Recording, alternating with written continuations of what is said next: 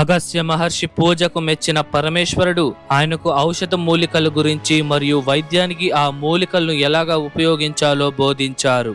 రామాయణాన్ని రచించిన వాల్మీకి మహర్షి ఈ ప్రదేశంలో ఉన్న మరుందీశ్వర స్వామి వారిని పూజించగా స్వామివారు ఈ వన్ని చెట్టు కింద దర్శనమిచ్చారు. వశిష్ఠ మహర్షి శాపం మేరకు తన దైవిక శక్తులను కోల్పోయిన కామధేనువు అనే ఆవు ఈ ఆలయంలోని శివలింగాన్ని ప్రతిరోజు పాలు పోస్తూ పూజించి తన శక్తులను తిరిగి పొందింది. ఈ బ్రహ్మాండమైన ఆలయాన్ని 1400 సంవత్సరాల క్రితం పల్లవ రాజులు నిర్మించారు.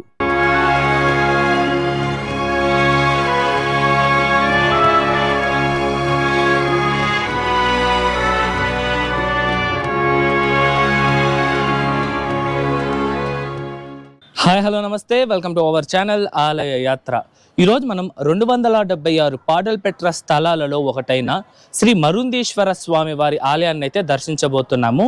ఈ ఆలయం తమిళనాడు రాష్ట్రంలోని చెన్నైలో ఉన్న తిరువాన్మియూర్ అనే ఒక ప్రాంతంలో అయితే ఉంటుందన్నమాట. మనకి చెన్నై సెంట్రల్ రైల్వే స్టేషన్ నుండి 15 కిలోమీటర్ల దూరంలో, అలాగే కోయంబేడు బస్ స్టాండ్ నుండి 18.5 కిలోమీటర్ల దూరంలో ఈ ఆలయం ఉంటుంది. ఈ ఆలయం తాలూకా లొకేషన్ నేను మీకు డిస్క్రిప్షన్ లో ఇచ్చుంటాను, చెక్ చేయండి. వీడియోని లైక్ చేసి స్టార్ట్ చేయండి. మన ఛానల్ ఎవరైనా సబ్స్క్రైబ్ చేసుకోకుండా ఉంటే సబ్స్క్రైబ్ చేసుకోండి. రండి ఇప్పుడు మనం ఆలయం వద్దకైతే వెళ్దాం. ఈ ఆలయం ప్రతిరోజు ఉదయం 5:30 నుండి మధ్యాహ్నం 12 గంటల వరకు, తిరిగి సాయంత్రం 4:30 నుండి రాత్రి 8:30 వరకు భక్తులకి అందుబాటులో ఉంటుంది. ఇప్పుడు రండి మనం ఆలయం లోపలికి వెళ్ళి ఈ ఆలయం యొక్క పూర్తి స్థల పురాణం తెలుసుకుందాం.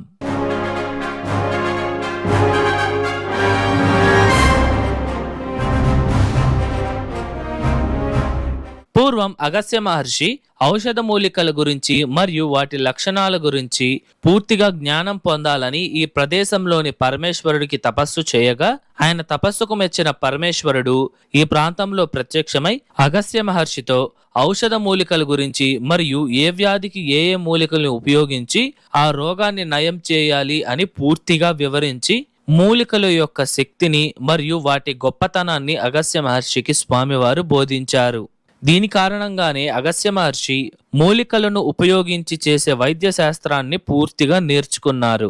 అలాగే ఈ ఆలయంలోని మరొక పురాణం ప్రకారం పూర్వం రామాయణాన్ని రచించిన వాల్మీకి మహర్షి ఈ ప్రదేశానికి వచ్చి మహాశివుణ్ణి పూజిస్తూ, నా గత జన్మలో దొంగతనాలు చేసిన నేను ఈ జన్మలో ఆ తప్పును తెలుసుకున్నాను, ఇప్పుడు నేను ఆ తప్పుల నుండి సరిదిద్దుకుంటాను అని పరమేశ్వరునికి ప్రార్థించారు. వాల్మీకి మహర్షి మాటలకు సంతోషించిన స్వామివారు ఇప్పుడు మీరు చూస్తున్న ఈ వన్ని చెట్టు కింద ఆయనకి దర్శనమిచ్చారు.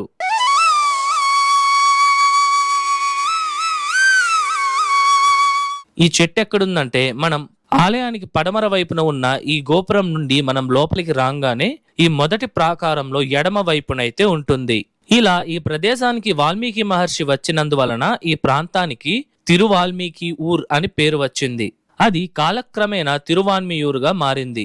అలాగే పూర్వం దేవతల రాజైన ఇంద్రుడు వశిష్ఠ మహర్షి యొక్క అపారమైన భక్తికి, స్వచ్ఛమైన వ్యక్తిత్వానికి మరియు ఆధ్యాత్మిక సాధనను గుర్తించి ఆయనకు దైవిక శక్తులు ఉన్న కామధేనువు అని పిలువబడే ఆవును బహుమతిగా ఇచ్చారు.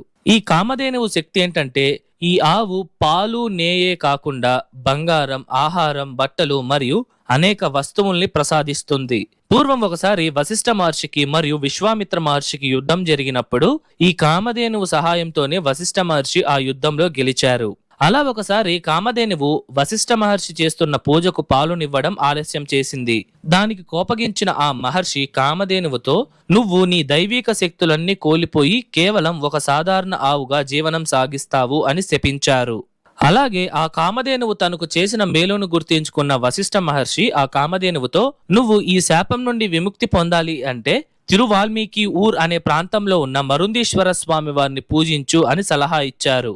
దాంతో కామధేనువు ఈ ప్రాంతానికి వచ్చి ప్రతిరోజు ఈ స్వయంభూ శివలింగానికి పాలతో అభిషేకం చేసి స్వామివారిని ఆరాధించేది. కామధేనువు పూజకు మెచ్చిన పరమేశ్వరుడు ఈ ప్రాంతంలో ప్రత్యక్షమై వశిష్ఠ మహర్షి విధించిన శాపం నుండి విముక్తి కలిగించి కామధేనువుకు తన దైవిక శక్తులను తిరిగి ప్రసాదించారు.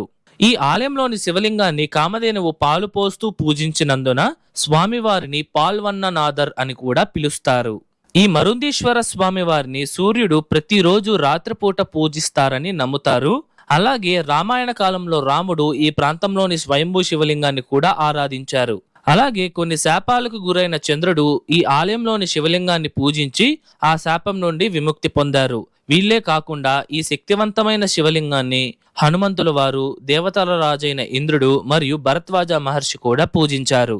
ఇప్పుడు మనం ఈ ఆలయంలోని స్వామివారిని దర్శించుకుందాం రండి. ఇక్కడ పరమేశ్వరుడు లింగం రూపంలో స్వయంభుగా వెలిశారు. ఈ స్వామివారిని మరుందీశ్వరుడు, ఔషధేశ్వరుడు అని కూడా పిలుస్తారు. ఈ స్వామివారిని 4 వేదాలు పూజించినందున స్వామివారికి వేదపురీశ్వరర్ అనే పేరు కూడా ఉంది. ఈ ఆలయంలోని స్వామివారిని దర్శించుకుంటే ఎటువంటి వ్యాధులైనా నయమవుతాయని చెబుతారు. అలాగే మానసిక వేదనను అనుభవిస్తున్న వారు ఈ ఆలయంలో ధ్యానం చేసినట్లయితే మనశ్శాంతిని పొందుతారు. ఈ ఆలయంలో పార్వతీదేవి అమ్మవారికి ప్రత్యేకంగా మందిరం కూడా ఉందండి. ఇక్కడ అమ్మవారిని త్రిపుర సుందరి, చొక్కనాయగి మరియు సుందరనాయగి అనే పలు పేర్లతో పిలుస్తారు. అమ్మవారు నిలబడి ఉన్న భంగిమలో 4 చేతులతో బ్రహ్మాండంగా దర్శనమిస్తారు. ఈ ఆలయంలోని మరుందేశ్వర స్వామి వారిని 63 మంది శైవనాయనార్లలో ఇద్దరైన అప్పర్ మరియు తిరుజ్ఞాన సంబంధర్ వారు కీర్తించి తెవ్వారంలో లిఖించడం ద్వారా పరమేశ్వరుని గొప్పగా కీర్తించి పూజించిన 276 పాడల్పెట్ర స్థలాలలో ఈ ఆలయం కూడా ఒకటిగా నిలిచింది. ఇదివరకే మన ఛానల్లో దాదాపు 24 పాడల్పెట్ర స్థలాలను అయితే దర్శించాము. మీలో ఎవరైనా ఆ వీడియోస్ చూడకపోయింటే మన ఛానల్ ప్లేలిస్ట్ లో ఉంటుంది, ఒకసారి చెక్ చేయండి. ఈ ఆలయంలో మొత్తంగా 5 తీర్థాలు ఉన్నాయండి. అందులో మొదటిది వచ్చి ఈ పాపనాశిని తీర్థం. ఈ కోనేరు చూస్తున్నారు కదా ఎంత పెద్దదిగా ఉందో. ఇది 460 అడుగుల వెడల్పు మరియు 600 అడుగుల పొడవుతో చాలా అద్భుతంగా ఉంటుంది. ఈ కోనేరు మధ్యలో కూడా 16 స్తంభాల మండపాన్ని కూడా చూడవచ్చు. ఈ ఆలయంలో జరిగే తెప్పోత్సవాలు కూడా ఈ కోనేరులోనే జరుగుతుంది. మనం ఈ రాజగోపురం నుండి లోపలికి వెళ్ళంగానే ఎడమ వైపుకు తిరిగితే మరొక తీర్థం ఉంటుంది. దీనిని జన్మనాశిని తీర్థం అని పిలుస్తారు. ఈ తీర్థం చిన్నదిగా చుట్టూరు చెట్లతో నందనవనం లాగా చూడడానికి ముచ్చటగా ఉంటుంది. అలాగే మరొక 2 తీర్థాలైన కామనాశిని మరియు మోక్షదాయిని అనే తీర్థాలు 2 బావులుగా ఈ ఆలయం లోపలే ఉన్నాయి. ఈ ఆలయంలోని 5వ తీర్థం మరియు ఆఖరి తీర్థమైన జ్ఞానదాయిని అనే తీర్థం కాలక్రమేణా శిథిలమైపోవడంతో ప్రస్తుతం ఆ తీర్థం యొక్క ఉనికి కూడా దొరకలేదు. ఇవేనండి ఈ ఆలయంలో ఉన్న 5 తీర్థాలు.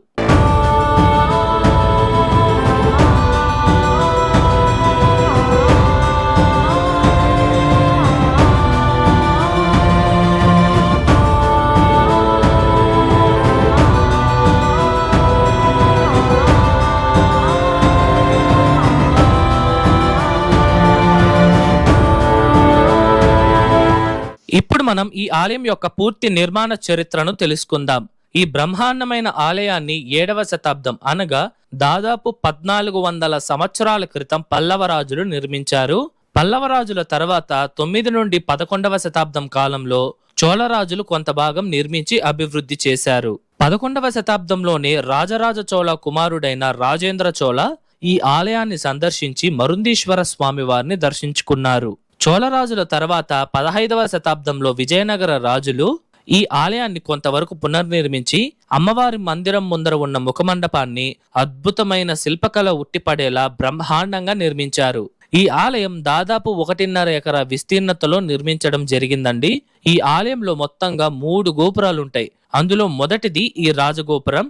ఇది తూర్పు ముఖంగా 7 అంతస్తులు కలిగి ఉంటుంది. ఈ గోపురం పైన దైవ సంఘటనలకు సంబంధించిన ఘట్టాలను అందమైన శిల్పాల రూపంలో చిత్రీకరించారు. ఈ గోపురం దాటి లోపలికి కొంత దూరం వెళ్ళంగానే 2వ గోపురం వస్తుంది. ఈ గోపురం 5 అంతస్తులతో అద్భుతమైన శిల్పాలను కలిగి ఉంటుంది. ఈ ఆలయంలో వినాయక స్వామి వారికి మరియు వల్లి దేవయాని అమ్మవార్ల సమేతంగా ఉన్న సుబ్రహ్మణ్య స్వామి వారికి ప్రత్యేకంగా మందిరాలు ఉన్నాయి. ఈ సుబ్రహ్మణ్య స్వామి వారిని అరుణగిరినాథర్ కీర్తించి తిరుప్పుగల్లో లిఖించారు. ఇక్కడే 32 స్తంభాలతో కూడిన బ్రహ్మాండమైన మండపం ఉంది. ఈ స్తంభాలపై ఎంతో అద్భుతమైన శిల్పాలను కూడా మనం చూడవచ్చు. ఇక్కడే నటరాజస్వామి వారు కూడా మనకి దర్శనమిస్తారండి.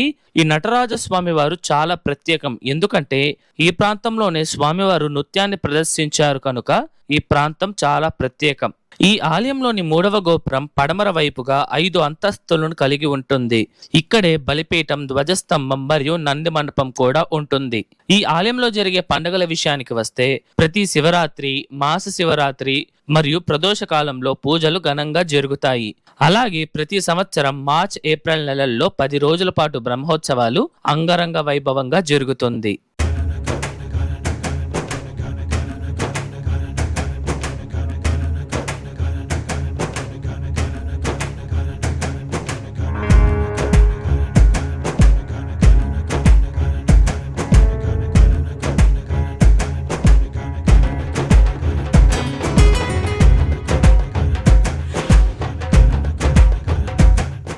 ఇదండి ఇవాల్టి వీడియో ఎలా ఉంది, నచ్చిందా?